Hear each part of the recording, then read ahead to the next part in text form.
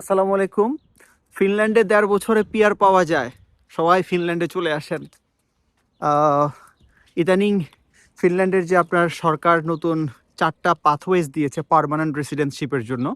তোর মধ্যে একটা হলো ফিনল্যান্ডে কেউ যদি রিসার্চ ইউনিভার্সিটি থেকে মাস্টার্স কমপ্লিট করে বা ব্যাচেলর কমপ্লিট করে, সেটা 2 ইয়ার্সের হোক মাস্টার্স বা ১.৫ বছরের মাস্টার্স হোক, এরপরই এবং সাথে হলো আপনি 15 ক্রেডিটস ফিনিশ বা সুইডিশ ল্যাঙ্গুয়েজ কোর্স অথবা A2 লেভেল শেষ করার পর আপনি পিআরের জন্য অ্যাপ্লাই করতে পারবেন।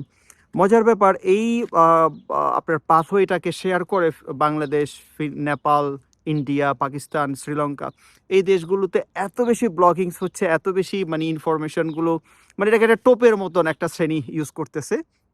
যাই হোক, সেটা বললাম না। মূলত আসলে পৃথিবীর কোথাও মাত্র ১.৫ বছরে পিআর পাওয়া এটা এক অবিশ্বাস্য ব্যাপার। একটা উন্নত দেশে আপনাকে পার্মানেন্টলি এখানে তারা থাকতে দিয়ে দেবে সারা জনমের জন্য। সেটা আসলে এত সোজা না।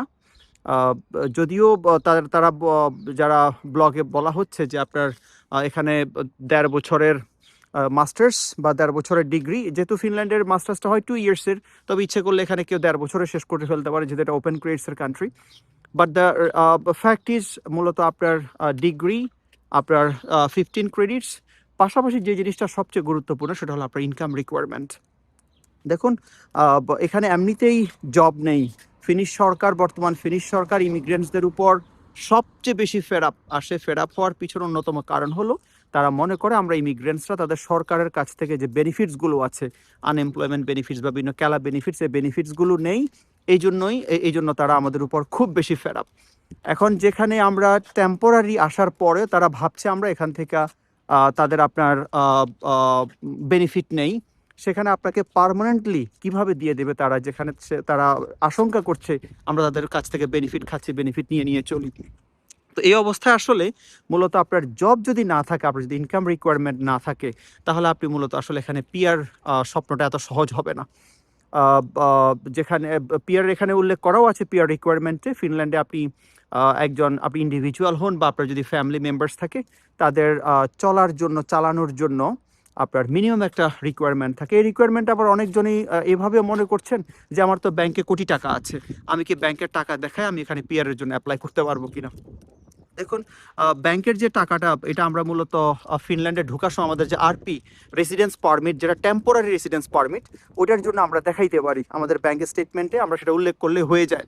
কিন্তু আপনার যে পিআরের বেলায়, পার্মানেন্ট রেসিডেন্সিপ এর বেলায় কিন্তু আপনি আপনার ওই যে ব্যাংক স্টেটমেন্ট বা ব্যাংকের অঢেল টাকা, লিকুইড টাকা দেখালে হবে না। এখানে হলো আপনাকে আপনার জেনুইন মান্থলি বেসিসে যে ইনকাম, ট্যাক্স পরবর্তী যেটা ট্যাক্স পেয়েবল, সেই ইনকামটা আপনাকে দেখাতে হবে। আর এই ইনকাম যদি না থাকে তাহলে আপনি এখানে মূলত পিআর পাওয়াটা একটা দুঃস্বপ্ন। সো বাস্তবতা হলো এইটাই যে আপনি ফিনল্যান্ডে এখন যারা আছে, ধরেন যারা অলরেডি এখানে মাস্টার্স করেছে বা পিএইচডি করতেছে বা পোস্ট ডক শেষ করেছে, অথবা ধরেন যারা অনেক বছর ধরে আছে, তাদেরও জব নেই ফিনল্যান্ডে এখন। তো এই অবস্থায় আপনি বাংলাদেশ থেকে এসে আপনি ১.৫ বছরের ডিগ্রি শেষ করে, শুধু ল্যাঙ্গুয়েজ কোর্স শেষ করে আপনি পিআর পেয়ে যাবেন, এটা এত সোজা না। তবে হ্যাঁ, এটা আমি বলবো, যদি আপনার উদ্দেশ্য এমন হয় যে না আমি ফিনল্যান্ডে যাব, সেটা হলো আমার ব্যাপারটা এমন যে আমার নিজের ডিগ্রি আছে, আমি কোয়ালিফাইড মানুষ, আমি নিজের একটা ইন্টারন্যাশনাল ডিগ্রি আমার আমার কোয়ালিফিকেশনের সাথে অ্যাড করতে চাই, তাহলে আমি বলবো there's no doubt that Finland is still one of the best destinations for your higher education, higher degrees. এই ক্ষেত্রে আপনি ডেফিনেটলি ফিনল্যান্ডকে চয়েস করতে পারেন, আমি বলবো। কিন্তু যদি এমন হয় যে আপনার শুধু ফিনল্যান্ডে পিআরের জন্য, বা ফিনল্যান্ডে আসলেন আপনি যে ফিনল্যান্ডে গেলে চাকরি পাবো বা কেলা বেনিফিট পাবো, পেয়ে সেটা দিয়ে আমি চলবো, আমার পরিবারকে চালাবো বা দেশেও টাকা পাঠাবো, এই চিন্তা যদি থাকে, তাহলে আপনার ফিনল্যান্ডে এই মুহূর্তে আসাটা ঠিক হবে না, বিশ্বাস করেন। সো আমি আপনাকে বলবো, ফিনল্যান্ডে আসতে যদি আপনার উদ্দেশ্য এমন থাকে যে আমি ফিনল্যান্ডে যাব, আমার ফার্দার একটা ডিগ্রি নিব, যেটা আমি করেছি। যেমন দেখুন, আমি এখানে মাস্টার্স ডিগ্রি করেছি, মাস্টার্স ডিগ্রি আমার এখনো চলমান। এই অবস্থায় আমার আলহামদুলিল্লাহ আমার পিএইচডি হয়ে গেছে। এটা আমি যদি বাংলাদেশি ডিগ্রি দিয়ে কিন্তু হয় নাই।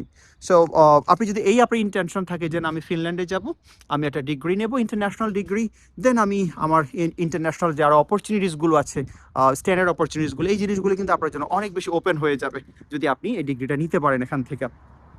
সেক্ষেত্রে আপনাকে অবশ্যই আপনার নিজের টাকা দিয়ে নিজের টিউশন ফি পে করা, নিজের লিভিং এক্সপেন্সেস সবগুলো পে করার মতন আপনার যথেষ্ট ক্যাপাসিটি থাকতে হবে, তাহলে আপনি ফিনল্যান্ডে ডেফিনেটলি আসতে পারেন। আমি আপনাকে অবশ্যই বলে ফিনল্যান্ডে আসেন। যদি এমন না হয় তাহলে ফিনল্যান্ডে আসার দরকার নেই। আর ফিনল্যান্ডে আসার জন্য যে ব্যাপারগুলি মাথায় রাখবেন, প্রথমত আপনি যখন ফিনল্যান্ডে আসার চিন্তা করবেন অ্যাটলিস্ট 1 ইয়ার হাতে রেখে আপনি আপনার প্রিপারেশন নেবেন। সেক্ষেত্রে আপনি আপনার ইংলিশ ল্যাঙ্গুয়েজ প্রফিসিয়েন্সি লেভেল যেমন আইএলস হোক, পিটি হোক, এটা আপনি আগে থেকে প্রিপেয়ার করে রাখবেন। আপনার ব্যাংকে যে স্টেটমেন্ট দেখাবেন সেটার যেন সোর্স অফ ইনকামটা জেনুইন থাকে সেটা খেয়াল রাখবেন। দেন হলো আপনার পেপারসগুলো, আপনার এসওপি বা আপনার অন্যান্য যে আরও পেপারসগুলো, সিভি লেখা, এসওপি বলেন, বা আপনার সাবজেক্টের সাথে আপনার প্রিভিয়াস এক্সপিরিয়েন্সকে অ্যালাইন করা, দেন আপনার প্রপার ফ্যাকাল্টি খুঁজে বের করা, এই জিনিসগুলো আপনাকে একটু সেলফ স্টাডি করতে হবে।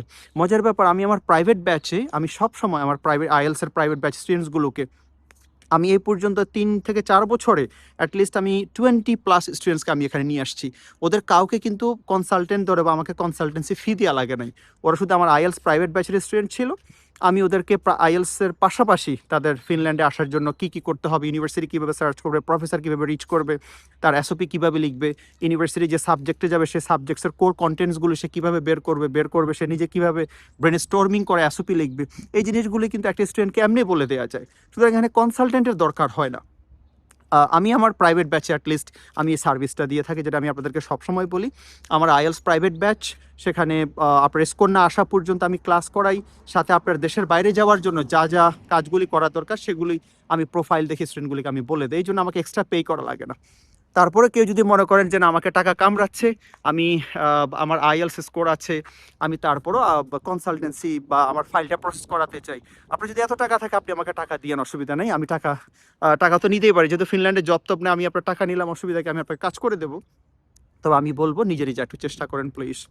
সো এই হলো মূল ব্যাপারটা। কাইন্ডলি কারোর কথায় বা কোনো কনসালটেন্টের বা কোনো মার্কেটিং বিজ্ঞাপন বা ইউটিউবের ভিডিও দেখে নয়, আপনি ফিনল্যান্ডে যারা আছে এদের কাছ থেকে আপনি রিয়েল ইনফরমেশনটা নিয়ে দেন। আপনি ফিনল্যান্ডের বিভিন্ন ফেসবুক গ্রুপ আছে, বাংলাদেশ ইন ফিনল্যান্ড অথবা Bangladesh higher studies in Finland, বিভিন্ন প্রকারের গ্রুপ, ফেসবুক গ্রুপ, সেখানে আমাদের ভাই বোনেরা যথেষ্ট মানে তথ্যগুলো, ইনফরমেশনগুলো শেয়ার করছে সবার সাথে। আপনি তথ্যগুলো দেখে আপনি আসবেন। সো এটা সবার প্রতি শুভকামনা, আশা রইল, এবং দোয়া করবেন, ভালো থাকবেন। জি, সালাম আলাইকুম।